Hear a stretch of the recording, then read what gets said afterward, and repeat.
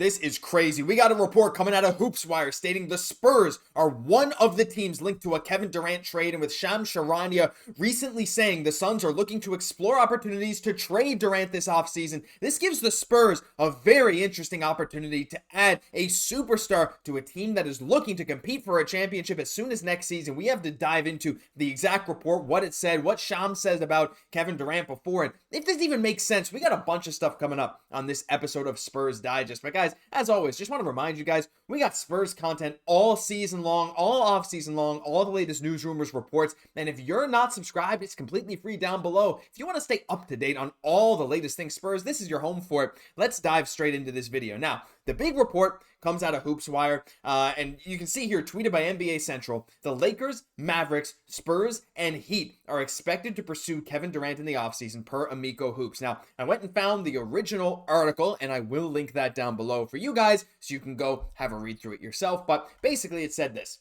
the San Antonio Spurs, Dallas Mavericks, Minnesota Timberwolves, Houston Rockets, Los Angeles Lakers, and Miami Heat will pursue a Kevin Durant trade this offseason, an NBA source told HoopsWire. Now, a few of those teams, look, there's more teams here than in the tweet we saw originally, and a few of these make sense. We're hearing some things picking up. Even Brian Windhorst was on TV, I believe, talking about the Timberwolves, how there's a tight connection to Kevin Durant. But the fact the Spurs are named here is very interesting, and they're the first team named. Now, I've done some videos on Kevin Durant potentially going to the Spurs before, and my opinion then and now is still, this makes very little sense for San Antonio, but I'll dive into that in just another second. I just want to add some more credence to this right now because I wanted to highlight what Shams Charania had said before about Kevin Durant. So, like, these trade rumors are not just coming out of nowhere. Teams know Durant's going to be available, and Shams Charania reported back on March 2nd, a few days ago, that Kevin Durant and the Suns are expected to work together to trade him to a contender this offseason.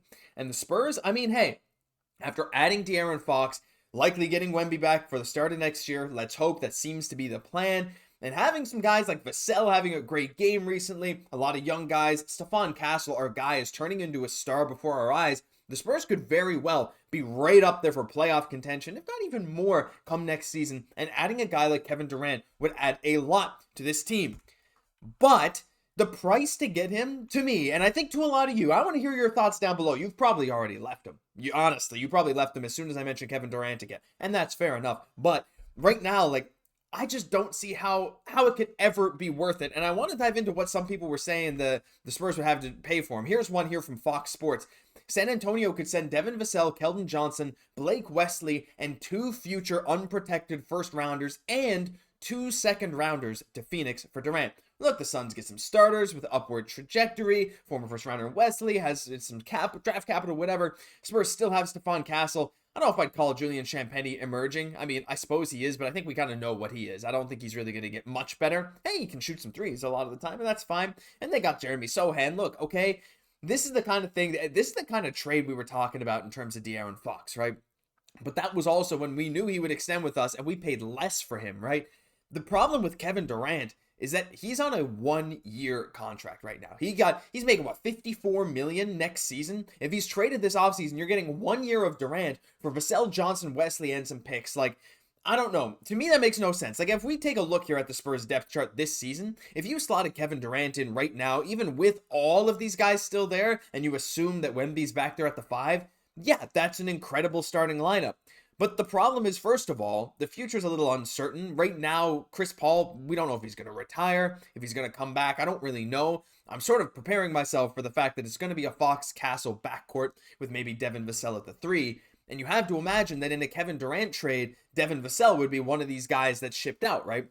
Because you got to make the salaries work. You got $54 million coming in. The Spurs have $145 on payroll for next year. The cap is $154. So you're going to have to pull some financial strings in terms of who you give up. Again, if it's Vassell and Keldon Johnson, that's $44 million. That's getting pretty close to making it work. Wesley, on top of that, probably makes it all work well financially. But again, like, I just don't see the point in giving up that kind of depth. Not that Wesley really is much at this point, unfortunately, but that kind of depth for 1 year of KD. Like, look, KD is awesome. He is really, really good. Let's go full screen. Like, 27 points a game this year, 53 from the field, 40% from three. He's basically not aging. I mean, he has probably the best recovery ever from an Achilles injury. I mean, I know that's becoming more and more common these days with better surgery procedures and stuff, but like, look, objectively having Kevin Durant on this team with Wembanyama is like a dream scenario in terms of roster construction.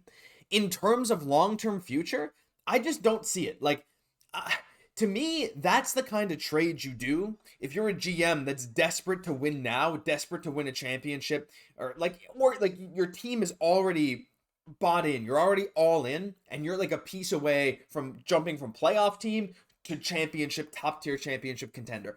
That's the kind of team I would want trading for Kevin Durant. As a Spurs fan, I would be annoyed. Like, I don't know. Am I crazy for saying I'd be annoyed if I wanted to trade for Kevin Durant? This roster right now still needs a few years to grow with the young guys. This team is not going to make the play-in this year. I mean, who knows? They've got put together some wins as of late, but still far out from the play-in. It's possible, probably not likely.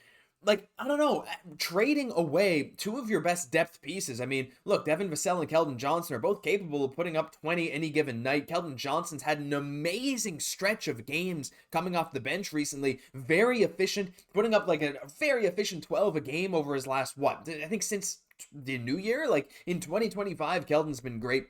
Vassell obviously put up 37 the other day, shooting the lights out. So those guys, plus Sochan developing, it's like, look, I'm not going to say any of those guys will ever reach Kevin Durant level, but I'm saying that you put all those guys together, and you put like Vassell, Keldon Johnson, and then whatever Blake Weston, you put all their value together for like 3, 4, 5 years. Again, like we have these guys under control. Keldon for another 2 years after this one, Vassell for many, many years after this one, another 4 years.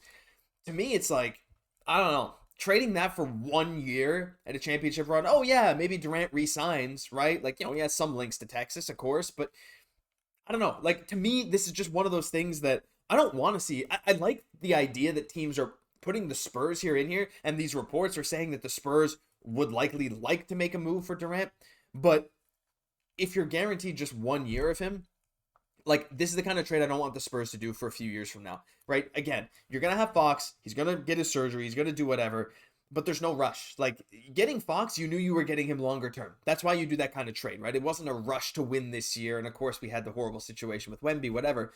But, I don't know. I don't see the Spurs as that kind of team that is in the position to make this go for it all 1 year Kevin Durant trade. To me, this is not something Brian Wright or the Spurs are going to go after, but I want to know your thoughts. Am I crazy for saying I wouldn't trade for Kevin Durant? I think a lot of you are probably on the same page as me, but I'm sure there's a lot of you that aren't, so I'd love to hear all your thoughts down below, because that'll do it for this episode of Spurs Digest. If you guys enjoyed, leave a like, comment, and most importantly, subscribe to the channel. We have all the Spurs news coming. We'll have a pregame for the game coming out tomorrow, all that kind of good stuff. You want to stay up to date, this is the spot to be. I've been your host, Josh Gosse, and I'll catch you in the next one.